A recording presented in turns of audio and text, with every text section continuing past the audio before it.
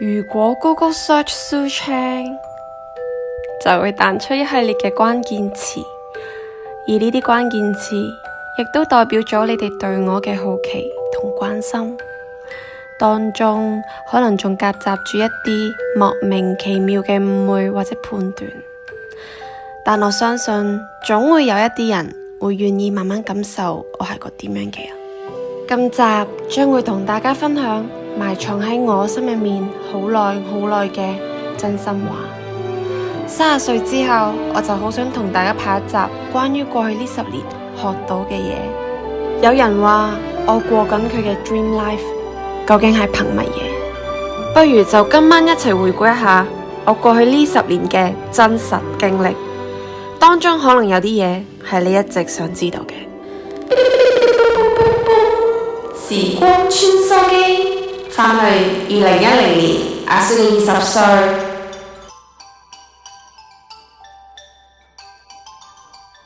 不如講下我嘅理想型啦。我鍾意靚仔，180cm，特別鍾意韓仔，用韓文拍拖先似韓劇嘛。19歲嗰陣呢，我遇過一個男仔中晒所有條件，佢做少少嘢我已經好冧，但係人哋都係玩玩下，冇諗住同我認真。唉，點解搵一個錫我而我又鍾意嘅人係咁難嘅呢？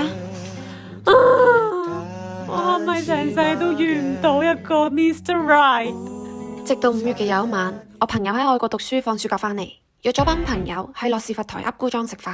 我哋諗住食完飯要去唱 K 嘅時候，其中一個朋友就撞到2個男仔喺出面嘅吧飲緊嘢，當中有個男仔佢對我一見鍾情。之後呢個男仔默默追我，追咗3-4個月。佢絕對唔係我嘅理想型，佢沒有6尺高，仲有少少肚腩，但同佢相處落，覺得佢真係好錫我，好照顧我。後嚟我就俾佢嘅幽默，俾佢嘅歌聲吸引到，其實都幾 charming。10年後嘅今日，佢仲成為咗我老公。係啊，佢就係阿 John。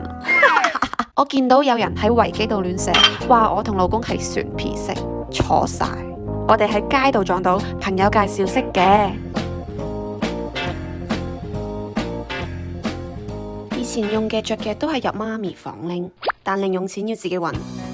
我屋企人喺我中學畢業之後冇再俾過零用錢，我開始做各式各樣嘅 freelance， 幫韓國生意佬做翻譯，幫教友 auntie 個仔教琴，做 part time model， 喺韓國國際學校做幼稚園助教，幫人補習美術科，其實係代做美術功課，800蚊一份。咁多份 part time， 最好搵係翻譯，1千蚊1個鐘。試過有一日翻譯咗10個鐘。喺21歲嘅時候，用1日就搵到1萬蚊係超開心嘅事。當時因為屋企人一早斷絕咗我經濟，先逼到自己發揮所長去做好多唔同類型嘅工作，對我日後嘅事業路帶咗好好嘅基礎同信心。所以有啲嘢都真係要逼出嚟嘅。雖然一直有做 freelance， 但都覺得要搵份正職。不過真係唔知做咩好，屋企人都建議我去英國太空姐。佢哋係咁話，做1-2年試下咯。你識韓文又夠高，最緊要係佢哋返韓國有得平。然後當我準備要報名嘅時候，呢個時候我未來老公當時嘅男朋友阿 John 就話，你應該要做一啲同興趣有關嘅嘢。你平時成日去畫廊、去美術館行，又中意畫畫，不如搵份畫廊嘅工。仲有啊，你做空姐，我成日搵你唔到，我哋異地戀會好難 keep 嘅。諗下又好似幾啱，最後我接受咗阿 John 嘅意見。喺嗰一刻開始，我踏上咗人生轉捩點。就如阿 John 所講，我做咗某間畫廊嘅店長，返12點半至6點半，星期1至6，1萬蚊人工。呢一年係最無憂無慮嘅時候，最開心嘅時候。有時我仲會同 Myra 藝術家朋友留到夜晚12點，完全當咗係自己地方，畫畫啦、聽歌啦、跳舞啦，每日就過住呢種好簡單嘅生活。但係我 feel 到我媽咪唔係咁開心。喺畫廊做店長有咩前途啊？會升職啊？會加人工？其實當時我真係冇諗咁多，1萬蚊閒閒地都夠使，當然家用就俾唔到好多。然後有一日，畫廊老闆就問我：你嘅夢想係乜嘢？答呢個問題之前，我從來冇諗過問呢個問題嘅人成為咗我人生伯樂。我答咗佢好天馬行空嘅答案，我想去 Fashion Week， 着到好型好靚，影好多相。我想成為嗰種可以分享自己多姿多彩嘅生活，但又養活到自己嘅人。而家諗返起，原來當時我已經向宇宙發出咗呢個 order， 但其實我為咗呢個 order 成真，我準備咗好多年。我由中學開始已經好鍾意寫 blog，我幾乎每日都會拎住爸爸買返嚟嘅 Canon DSLR 相機影相，就算第二日要返學，都會通宵執相寫嘢 update blog。嗰陣以為畫廊老闆聽完我嘅夢想會笑我低能，因為嗰陣時係完全未有 KOL 呢種職業。呢位畫廊老闆竟然話：我有睇過你寫嘅 blog，你要唔要出書？以藝術嘅角度介紹韓國，而家韓流又 hit，你又係韓國人，資料搜集難唔到你啊！我心入面放咗一場煙花。What？ 我有冇聽錯啊？畫廊老闆係第一個賞識我嘅人，佢亦都係我最想多謝嘅人。多謝你當時願意聽一個死靚妹發白日夢，俾咗好多人生希望我，你完全改變咗我嘅人生。你可能會問，咁你寫下書又走去拍片嘅？其實我從來都冇諗過要拍 YouTube 成名，我自己都唔睇 YouTube 嘅。我當時唯一睇過嘅 YouTube 片係 Michelle Phan 嘅 Lady Gaga 防妝片。第一，我唔識拍片，剪片更加唔識。第二，我覺得拍片面對觀眾係一件好赤裸嘅事，比影相寫字難好多好多。第三，我面皮好薄㗎咋，我唔想身邊嘅朋友笑我做咩要拋開面子企上呢個網絡舞台啊？但係自從出咗第一本旅遊書《藝遊首爾》之後，我心入面好大壓力，我好驚銷量好差，辜負咗老闆。我就問老闆：你覺得我下一步應該點做好？佢突然一句彈埋嚟：你不如拍片教韓文？你睇人哋啲鬼佬講廣東話幾有堅力，你一於咧就拍一集擺上 YouTube 睇下反應。我心諗冇病啊，要我做小丑？但係諗深一層，人哋又點會無啦啦買我本書嚟睇呢？佢哋都唔知我係乜水。喺我猶豫緊要唔要俾更多地球人認識我嘅時候，我身邊嘅 Myra， 我唯有一個藝術家朋友，佢突然認真學起點樣剪片拍片。佢平時都冇咁認真，一步步咁推我坐喺相機面前。呢個 opening 都係佢幫我錄嘅，我哋錄咗好多個版本，覺得好 lost， 係咪真係得呢個方法呢？我有啲崩潰，不如都係唔好啦。但係 Myra 冇理過我，佢好努力咁幫我剪片。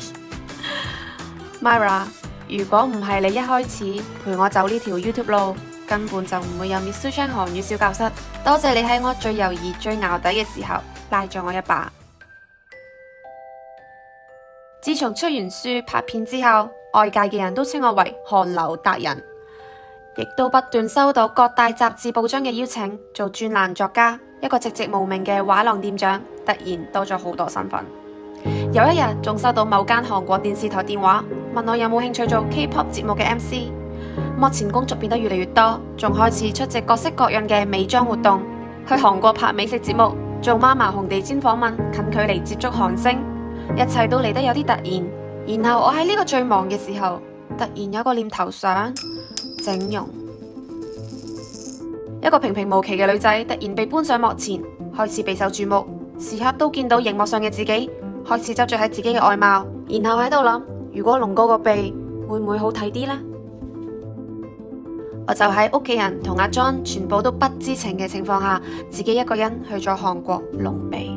點知我康復得好差，隔咗3個月啦，一直都消唔到腫，左邊有個位置仲起咗個水泡。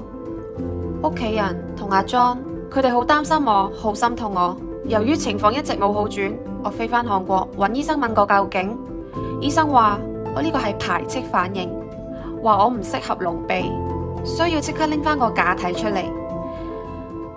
然後我就被推入手術室，醫生打咗好大支嘅麻醉針喺個鼻頭度，我成個人不斷咁震，不斷咁流眼淚。喺嗰一刻，我真係好唔開心，好後悔。今次呢個教訓，我學識咗每一個錯誤都要付出慘痛嘅代價。但係我好感恩可以拎得返個假體出嚟，而家已經好返晒。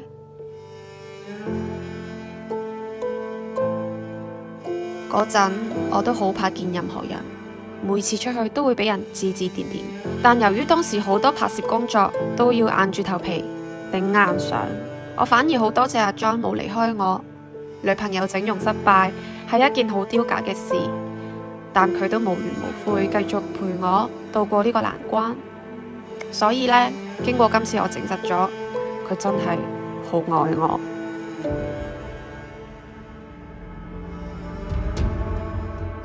以前我同媽咪唔係好 friend，我喺中學嘅時候，佢對我好嚴，成日管我呢樣嗰樣，唔俾我拍拖，唔俾我化妝，唔俾我着短褲。去到我就嚟要結婚啦，我哋先真正 friend 起上嚟。再加上呢一年 KOL 行業開始越嚟越多人關注，我嘅工作變得越嚟越忙，全部自己一腳踢，call 架、接 job、度橋、拍嘢、化妝、演出、剪接，所有後期製作都係自己嚟。其實好多同學朋友都係自己嚟嘅，但係呢樣工作其實真係好需要有個人喺身邊。我就問媽咪，不如你跟我啊？自從我媽咪話肯幫我之後，我每次出 trip 做嘢都一定會帶埋佢，我哋一齊睇靚嘢、食好嘢，我哋會當去埋旅行。當然啦，有福同享，有難同當。當我所有嘢都要一腳踢嘅時候，再加上我有少少完美主義，我自己做嘢嘅時候真係好有壓力。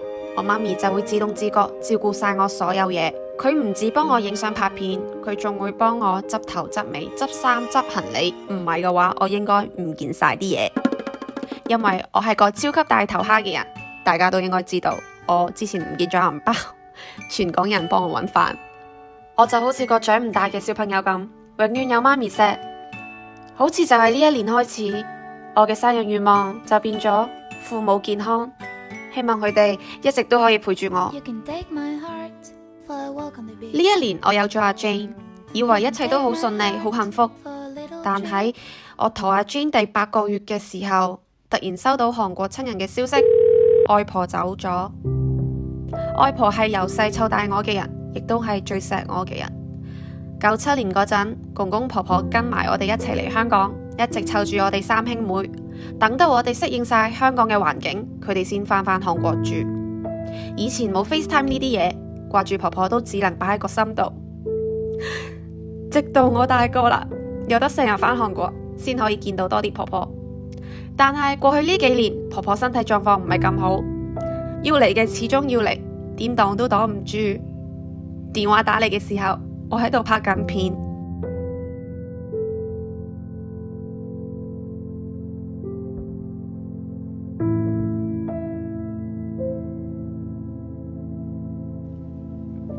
之後就買機票準備返去參加喪禮，因為韓國嘅喪禮係唔等人，佢哋係即刻擺喪禮。嗰陣我已經29週，好多航空都唔俾飛，最後決定搭大韓航空，佢32週前都俾飛。就係咁，我哋全家人一齊撲返去韓國。我好記得我哋喺火葬場度，我媽咪同我喊到崩潰。27歲，我第一次感受到大自然嘅無情。無論我點樣喊點樣嗌，太陽都係若無其事咁照舊升起。但係失去嘅人，佢永遠都唔會再返嚟。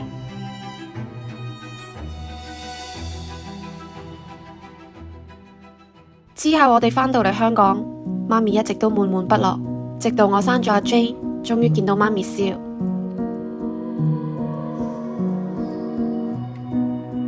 曾經有段3人行友誼，3個女仔一齊 friend 過夾 band， 但係唔知幾時開始，我發現咗自己好似係個多咗出嚟嘅人，大部分時間都係佢哋2個雙人活動。一開始我覺得冇咩嘢，然後我睇住呢2位朋友越嚟越多來往，變得好 friend 好親密。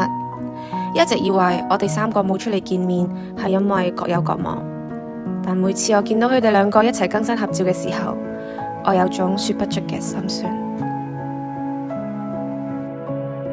我一定係做錯啲乜嘢啦。你可能想講係咪有咩誤會？我都喺度諗，唔理有咩誤會，如果我哋3個一齊坦誠攤開嚟講，可能會有唔同嘅結局。無奈對方只係冷處理，對你無動於衷。就係咁，呢段友情成為咗我心入面嘅遺憾與痛。有時我寧願嚟一場坦坦蕩蕩嘅告別，但到最後我哋都係一個嘢都冇講過。原來好多嘢唔一定要等到對方 say no 先叫結束。成年人嘅世界有一種冰冷嘅默契。原來到咗28歲，面對呢啲人際關係嘅問題，仍然係會束手無策。我每次靜落嚟都會思索，究竟我錯喺邊？我最後鼓起勇氣寫咗篇好長好長嘅信 ，send 咗去我哋3個嘅 group 度，但係最終都係得唔到任何嘅回覆。我同自己講，盡咗力就算啦，唔好睇我呢種外表好似癲癲得得咁。其實內心都有脆弱嘅一面。比起以前，如果有咩唔開心，我一定會擺上 story， 咩都講一餐。但係呢一年，我無論遇到咩事，都盡量將所有感受吞落肚，靜靜咁俾自己消化。媽咪同我講過一句話：真心為你鼓掌嘅人只會越嚟越少，大部分人都只想睇你跌低。佢嘅一番說話令我唔敢再同任何人訴苦，再加上好多人都會覺得你已經好幸福啦，生活又好，又做緊自己中意嘅事，你有咩資格唔開心？但係有時情緒要湧上嚟，我都會有禁唔住嘅時候，然後會懷疑自己嘅一切，究竟我咁樣行啱定唔啱？最終我會唔會得到快樂？點解我而家一啲都唔快樂？試過有一晚，我趁所有人瞓晒，偷偷走入架車度大喊。喺架車度喊係幾好 idea，因為隔音好，冇人會聽到，幾押韻喎。不過當時卡雅喺肚入面，應該會覺得幾嘈。諗翻起，其實都好對唔住個女。陀 BB 應該要盡量保持心境開朗愉快噶嘛。我等到陀穩咗卡雅之後，開始每個星期拍一集生活 vlog，記錄低我忘卻咗嘅幸福。而家睇返，其實都好多謝當時嘅自己將負能量轉化成動力。當然亦都要多謝上天賜予我兩個女女，佢哋成為咗我嘅精神支柱。呢一年係好特別嘅一年，好多人因為疫情影響咗工作學業，但係我冇因為咁而停落嚟。如果用4個字嚟形容我今年，一定係馬不停蹄。有人問點解你要咁落力？唔喺屋企好好做一名阿太，享受生活？問心嗰句，我細個都喺度諗，如果可以唔使做，咁就正咯。但係結婚前我發現女人都係獨立啲好，所以我先繼續做嘢。然後呢一年我又發現，我唔只想要獨立，我想要變得更加強大，去影響更多嘅人，同幫助更多身邊嘅人。好快就到2021年，呢一條亦都係我2020年最後一條片。好多謝你睇到最後。無論我哋曾經經歷過啲咩，2021年仲等住我哋一齊同過去嘅自己 say 拜拜啦，撒由那啦！頭髮甩甩，大步都走開，不憐憫心的小小悲哀。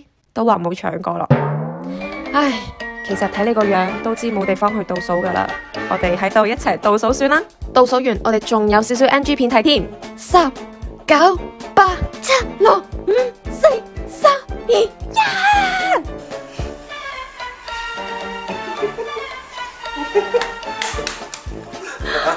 你唔好擺嗰個上去喎，重新拍個色。我們為你來讚咯，知道就咁樣。喂，你冇撚笑啊！我又唔想你盲超俾你睇，見到有冇？哇，佢真係鬧我嘅。係啊，有得超你。佢睇韓劇睇得多啊。你叫咩咧 A 餐定 B 餐 ？Chicken or beef？ 冇事啊！upgrade 下自己去，upgrade 下自己去。